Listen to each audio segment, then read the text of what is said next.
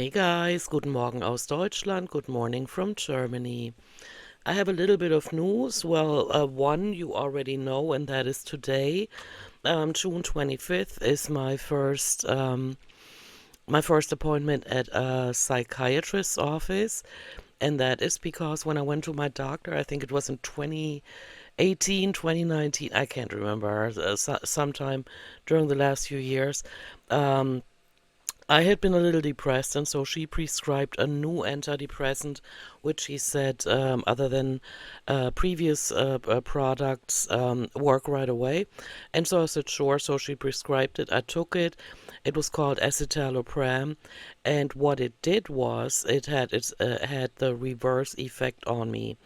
And she called it a paradox effect, and she gave me a referral to a neurologist, psychologist, or psychiatrist, because they're the three professions that can actually prescribe mind-altering medication. And so I finally followed up on that since I have a little more time now than I had during the past 6 years. Um, and so I finally got an appointment, and that is today, this afternoon.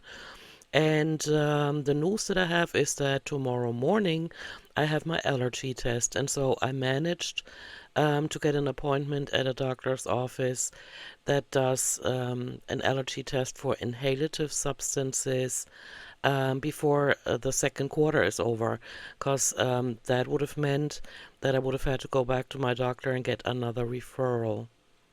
And so that is what's going on. This afternoon, I have my first psychiatrist appointment, and tomorrow my allergy test. And about the psychiatrist appointment, I don't really know what direction to go into. I'm just gonna trust the flow of life, because I. As some of you know, during the past few years, I've been back and forth between wanting to get my ADD medicated, but then again, it elevates the blood pressure, and since I'm already in the top half of the normal range of blood pressure, I wouldn't want to push it because I really don't want to deal with high blood pressure. And antidepressants, I don't know. Escitalopram completely turned me off because what it did, and I think I did a whole video on that. What it did to me is that an suppressant is supposed to lift you up, and it's supposed to give you energy, and it's supposed to make you not feel so depressed, right? What that product did is completely wipe out my autopilot. And that means not only did I not have any more energy, I had a lot less. And the things that we do in autopilot every day, such as getting up, going to the bathroom, brushing your teeth, taking a shower, for each one of these activities, I had to consciously recall what I have to do next and what things I need. Like, for example, I stood in front of the mirror in the bathroom, in front of the sink, and I had to remember that I have to pick up my toothbrush, put toothpaste on it, put it in my mouth, and then make the movements. I mean, nothing was on autopilot anymore. And that was so strange. And when I told my doctor, she said, it seems like it had a paradox effect on you. And I've never had that before because I took antidepressants in the past, in the 90s, during my first marriage, and it didn't feel that way. So I'm not sure what happened. Maybe it's when you get older, antidepressants work differently, or this one had substances in it that didn't agree with me. I don't know. And so I'm just going to ask the psychiatrist what she thinks is best.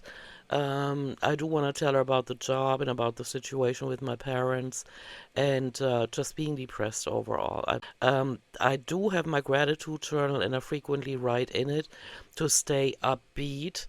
And to have a baseline of, yes, this life is good, and I appreciate being alive. And I really have to, work actively on that. If I let my head and my mind, half my weight would probably be mainly negative, and I don't want that because then um, what's the reason for being here? Just suffering through every day, and so yeah. And my sister and I have been going with the things that I mentioned in the past few videos. There are no news there. And I'm just gonna keep going and I keep giving you guys updates on what I'm doing and what I'm working on. One of the things that keep coming up for my sister and me, in conversations, and we have a lot of conversations, is, comparing our parents when we were kids, teenagers, young adults, and adults, and now. And that is, of course, sad. And it keeps bringing up the thought that doctors nowadays apparently all they care about is just keeping organs alive, but they haven't done enough research to see how the mind deteriorates in at the same time while you're keeping organs alive, and that is just sick in my mind. There's a lot of work that needs to be done in that field to combine the two. You can't just keep organs alive and have people's minds just go, and then they all end up in care facilities, mindless, mindlessly living like vegetables. And I'm back and forth between, wanting to determine for whatever reason what is worse, that your parents or relatives die at a younger age without a head warning. They just disappear and there's no reversing it, because of an accident or whatever. Or if you see them deteriorate this way. And from one day to the next, all of a sudden you can't ask them questions anymore, or they don't even know who you are. And I haven't been able to come to a conclusion, probably because it's not a pleasant experience, no matter how it happens, right? But I guess when people die at a young age and you had no ahead warning, you probably feel cheated out of the chance to ask them questions like, "What was this like?" or "What do you think is the purpose of life?" and stuff like that. I don't know. Yeah, but with my parents, that is over. The weather in Germany has been, I want to say summery, but not too hot. Um, uh, During the day around 28 degrees Fahrenheit. No, 28 degrees Celsius, which converts to roughly 80. I can't see it right. Or 82 degrees Fahrenheit. And so not all that bad. And I'm not trying to pay attention to it all that much because I have so much to do.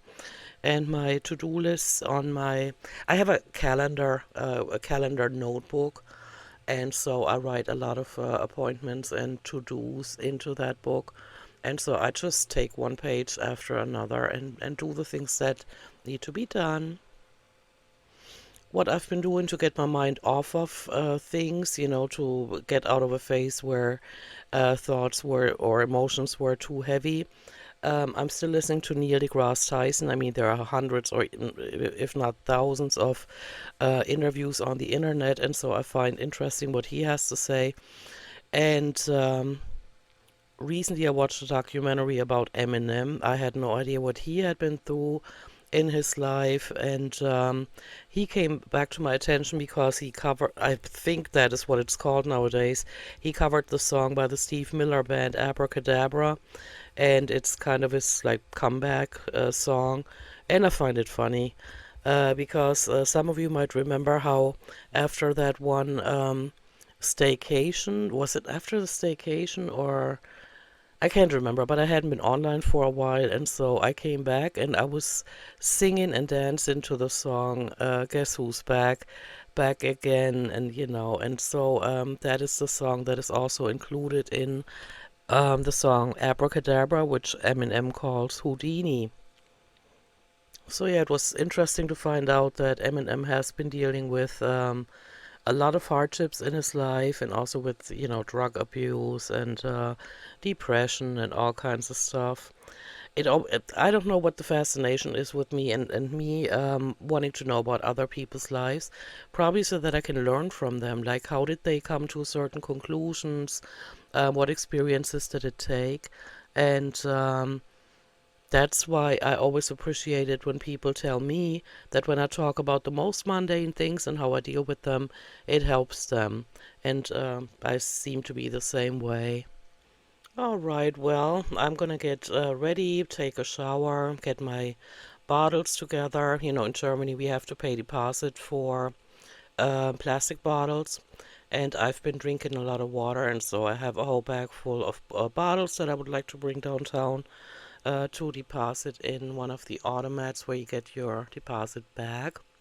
I also need to get a few things from the grocery store, which happens to be directly across the street from the psychiatrist's office. I don't know when I'm going to be able to update here, but I'll keep you in mind. And also tomorrow morning I have the allergy test. I don't know if I'm getting the results right away. I can't remember how that works, but I'm going to find out and I will talk to you again as soon as I can. Thank you for listening to this. Let me know how you feel, how things have been going for you. And I'll talk to you soon. Bye. Tschüssi.